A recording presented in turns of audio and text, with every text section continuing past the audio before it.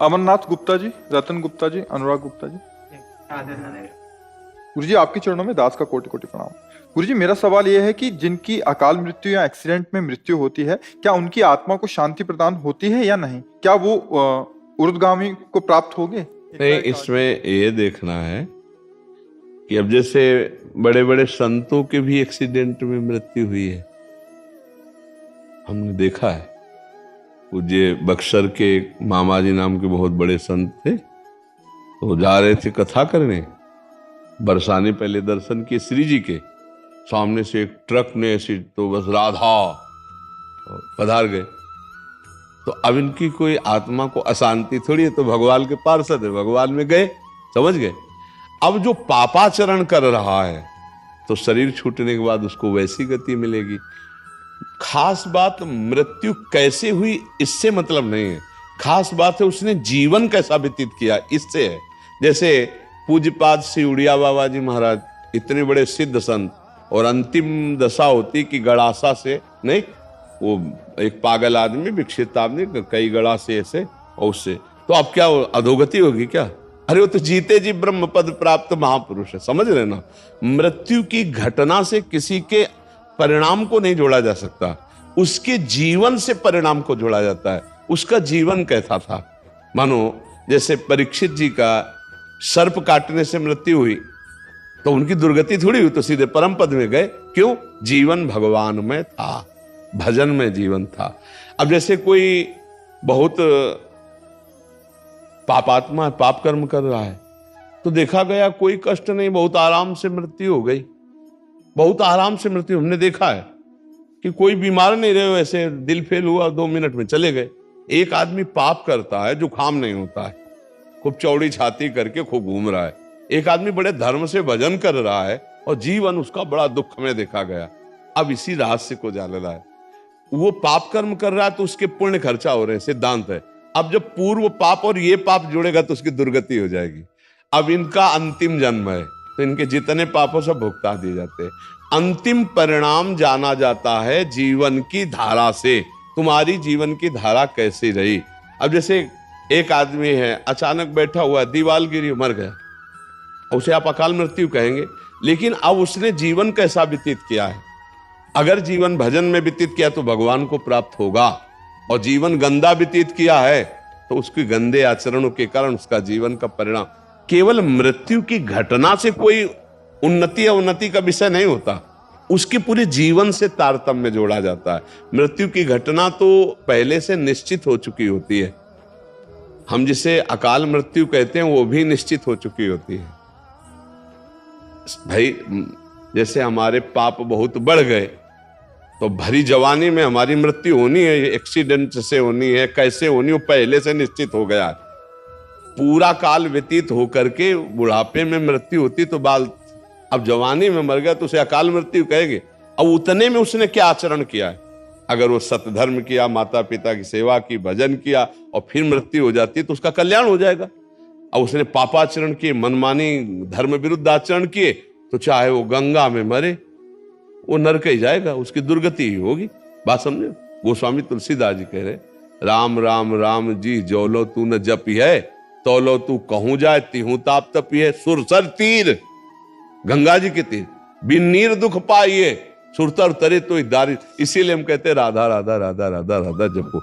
मृत्यु की घटना से किसी के जीवन का फाइनल नहीं किया जा सकता, उसके जीवन की धारा से उसके जीवन का फाइनल होता है। हाँ, अगर मृत्यु के समय न राम कृष्ण हरि नारायण कुछ निकल गया, अब फाइनल बदल जाएगा। पूरा जीवन पाप रहा, अंतिम में अगर राम हरि कृष्ण राधा निकल गया, अब तुम्हारा काम बन जाएगा। वहां देखा है। लेकिन घटना से कि उसकी ऐसी मृत्यु हुई तो उसकी दुर्गति हो सकती है, ऐसा नहीं हो सकता। ये पक्की बात है। आप समझ पा रहे हैं? जी गुरु जी, बहुत। अब बिटिया थी मेरी, 2 बेटी थी, 23-24 साल की, बहू थी 29 साल की, 1.5 साल की पोती थी। 7 साल हो गए, मन व्यतीत रहता है। हाँ, क्योंकि अपनापन होता है ना परिवार से। तो अब देखो, इसका हम रोज घोषणा करते हैं एक बार सत्संग में, इस लोक का नाम याद कर लो, क्या है? मृत्यु लोग यहाँ सबको मरना पड़ेगा भैया।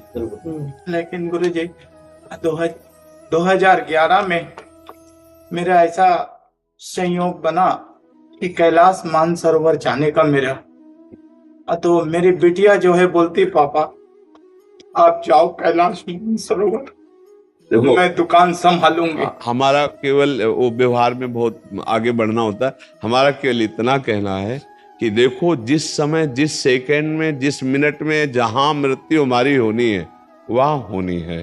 वो हमारे कोई प्रियजन बनकर जो आते हैं वो अपने कर्मों का भोग भोगने आते हैं और हमको भुगाने आते हैं।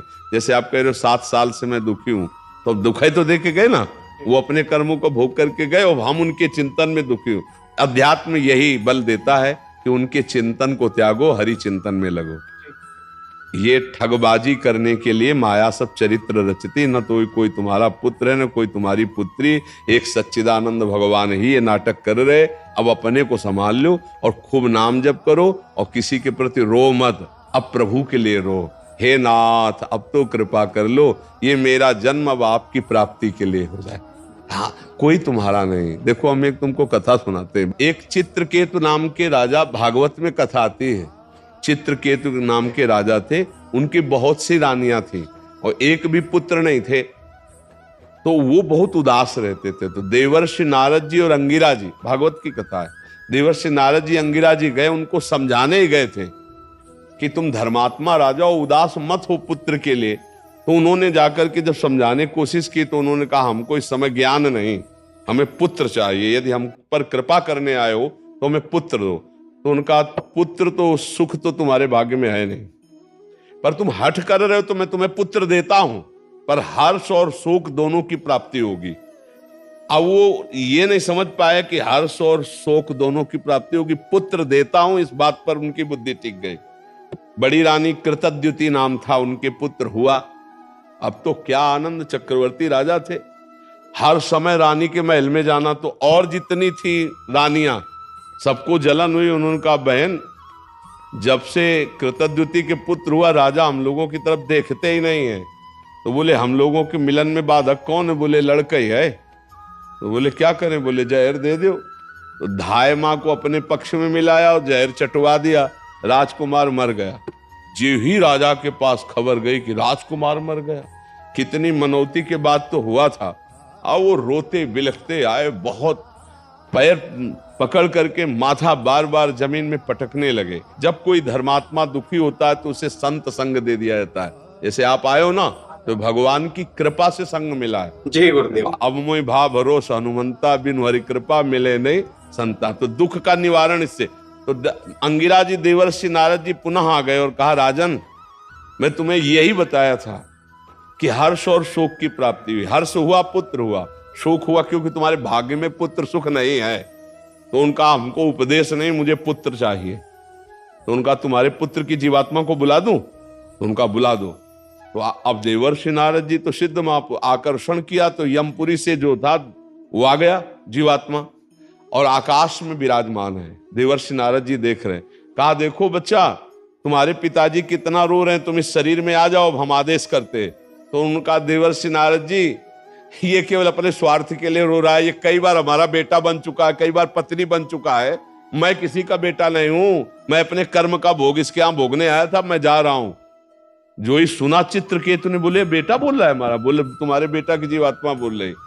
उनका मोह दूर हो गया और फिर उन्होंने भजन करके भगवान को प्राप्त किया। तो भगवान ने तुम्हें मोह दूर करने के लिए भेजा है, तुम्हारा कोई नहीं है। हाँ भगवान ने लीला करके आए थे। अब खूब नाम जप करो, मस्त रहो, चिंता मत करो, और तुमको भी जाना है। जय गुरुदेव। ये बात जान लो कि तुमको भी जाना। तो जाने की तैयारी, जो चले गए उनके विषय में क्या खो, उनकी तो ट्रेन छूट गई, तुम्हारी न छूट जाए, इसलिए तुम पहले अपनी बेग भर लो। राधा राधा राधा राधा, कबीरा सब जग निर्धना, धनवंता नहीं कोई, धनवंता सोई जानिए जाके राम नाम धन होए। खूब नाम जमा कर ले, लोक पर लोक में बहुत आनंद रहेगा। परम धन राधा नाम आधार, राधा राधा राधा, जहां जाओगे चकाचक आनंद रहेगा। अब यही का बैंक बैलेंस किया, ये देश ऐसा है कि कपड़ा तक उतरा लिए जाते हैं, मतलब शरीर कपड़ा है ना आत्मा का, ये भी आग लगा दिया जाता है। अब केवल जीवात्मा पर कर्म को लेके जाता है। कर्म हमारे हमको बहुत दुख देंगे, देख लो। ऐसे ऐसे कर्म कियो, सब लोग बैठे हो, अगर आप ऐसे निर्णय पूछा जाए कि ऐसे कर्म करने वाले को क्या दंड मिलेगा, तो आप क्या उत्तर देंगे? खुद देख लीजिए। जो आप कर्म किए हो और अपने को क्षमा कर दिए हो, वही कर्म आप एकांत में डायरी में लिखो और फिर सोचो कि अगर मुझे निर्णायक बनाया जाए इन्हीं कर्मों का दंड देने के लिए, तो हम क्या दंड देंगे? वो कर्म सब तुम्हारे सुरक्षित हैं दंड देने के लिए, जिनका तुम्हें दंड नहीं मिला। तो राधा राधा राधा राधा भगवान को पुकारो तो कह रहे हम सर्व पापेभ्यो मोक्षयिष्यामि मा शुचा, मैं तुम्हें समस्त पापों से मुक्त कर दूंगा। तो अभी समय है, अभी राधा राधा राधा राधा कृष्ण कृष्ण हरि हरि, अभी अपना कल्याण कर लो, रो पीटो मत। यहां जो जितने समय के लिए आता है उतने समय के बाद चला जाता है, कोई गर्भ से चला जाता है। एक आए थे परिवार के, उनका 6 वर्ष का अकेला लड़का, 6 वर्ष का लड़का हमारा मार दिया भगवान ने।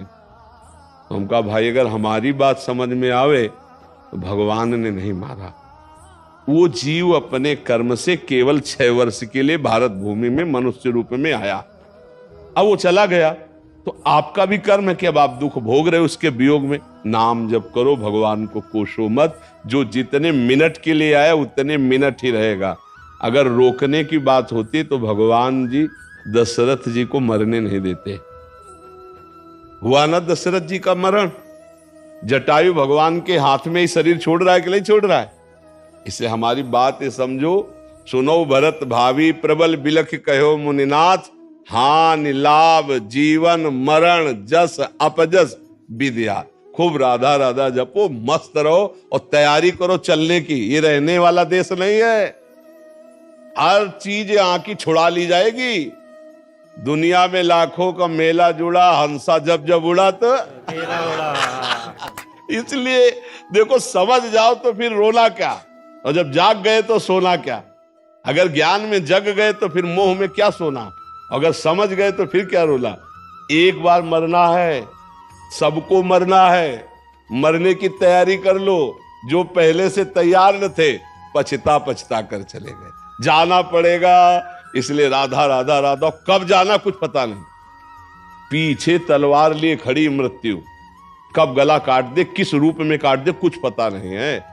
कुछ पता ले, कुछ पता ले। नाच रहे हैं और नाचते नाचते ऐसे हुए और गिरे मर गए। फिल्मी गाना चल रहा है और नाच रहे और मर गए।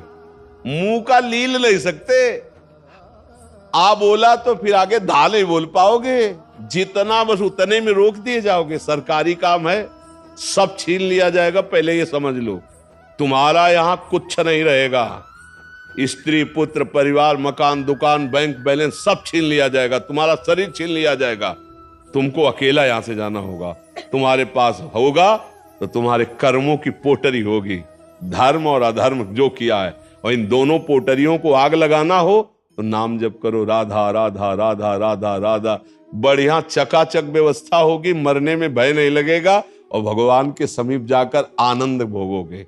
जैसे भारत में आनंद ले रहे हो, ऐसे भगवान के दिव्य धाम में तुम्हारे लिए हर व्यवस्था होगी। अलग महल होगा, बढ़िया भोजन व्यवस्था बढ़िया, मरना है नहीं। ठाकुर जी का भोग मिलता है वहां धाम में, प्रियालाल के साथ खेलने को मिलता है और परम सुख प्राप्त होता है। मरने का भय नहीं, आना जाना नहीं, बुढ़ापा नहीं। खूब मीठा खाओ, शुगर नहीं होगी। हाँ, high blood pressure low blood pressure नहीं होगा भगवान के धाम में। इसलिए हम सब तैयारी करें भगवान के धाम में जाने की। नाम जप करें, खूब नाम जप से आनंद आएगा। आज से रोना छोड़ दो, बंद कर दिया। हाँ बिल्कुल, नाम जप, हाँ नाम जप करो। हम जो कह रहे हो तुम्हारे को परम मंगल में बात कह रहे हैं, नाम जप करो। इसीलिए संतों के मार्ग में आके मैं हमारी पत्नी को मैं एजे वो जी कहना 7 साल से छोड़ दिया हूँ। हरिओम के नाम से पुकारता हूँ। बहुत बढ़िया। वो आपको क्या कहती है? वो भी हरिओम ही। अच्छा, बोले हरिओम तो बोले हरिओम है। ये बहुत बढ़िया, ये बहुत बढ़िया, नहीं बहुत बढ़िया, नहीं अच्छा ठीक है। अपने यहाँ भी बुलाते राधे तो बोले राधे, ऐसे बात करते ना। श्री हरिवंश तो कहेगा हाँ श्री हरिवंश, अपने भी ऐसे ही बात करना। ठीक है।